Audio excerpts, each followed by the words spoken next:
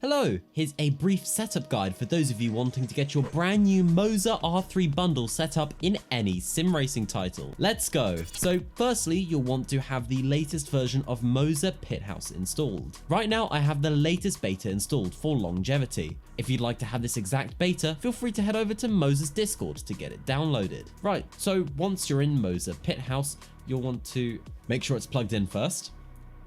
Then you'll want to turn on your wheelbase by pressing the button at the very back. It should go through its regular calibration process and then it should show up right in Pit House. Next up, you'll want to put your steering wheel on. And once everything's showing up in Pit House software, you should be good to go. First up, you'll want to head into the wheelbase section. Now, yet again, this is the latest version of Pit House, so it might look slightly different depending on what you have installed. But generally, over in the top left, you will see the profiles. A lot of these profiles are really good, but usually the one that I tend to go for is the default iRacing profiles, as you'll see here, as they usually tend to be the best between titles, whether that be Assetto Corsa, iRacing, Forza Horizon 5, the lot. Over here in the top right, you'll see game force feedback intensity. This is just the strength of the force feedback. You'll want to have this set to 100% because you're not really going to be breaking your arms with this wheelbase. Maximum output torque limit, set that to 100 as well. Hands-off protection. Now, it depends on what wheel you have and what wheelbase. Since we're on the R3, you can honestly turn this off. All it does is whenever you take your hands off of the steering wheel, it detects it and it tries not to oscillate too much, because with some older wheelbases, the wheel tends to really oscillate and make a lot of noise. You can turn this on if you find this to be an issue in certain simulators. Maximum steering angle.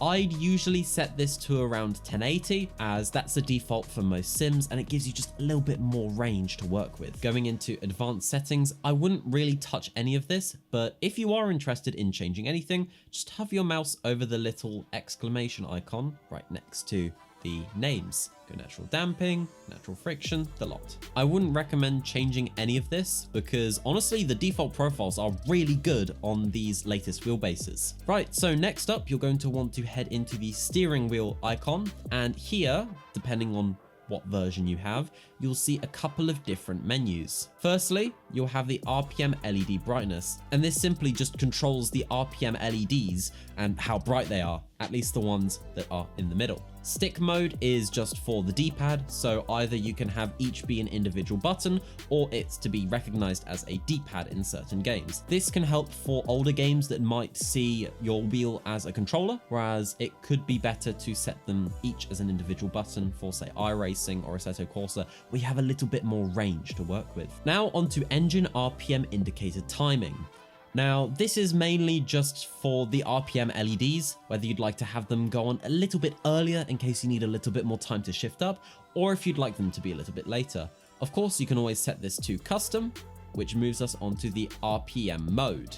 We can either have percent or RPM. I wouldn't really recommend going on RPM unless you want to have specific car profiles, in which case, at least with the latest version, it will be easy and it should automatically switch. But on older versions of Pit House, or at least on the version that I have here, it's not exactly the easiest to switch. If you've got one car that you want to specialize in, go right ahead. But for the majority of cars, you'll just want to set this to percent. Each individual LED will light up at these specific percentages. And if you'd like to adjust the RPM percentages right here, you can just move it up or you can move it down. Now, each of these LEDs will switch on a different percentage, giving you the full range of the indicator. And then this final one is to blink. That means that once the entire RPM gauge is full, at that threshold, it will start blinking. And honestly, that's about it. And now all you need to do is just head into your favorite sim racing title, bind everything, and it should be good to go. Hopefully that's helped you get your brand new MOZA R3 Bundle set up in Pit House.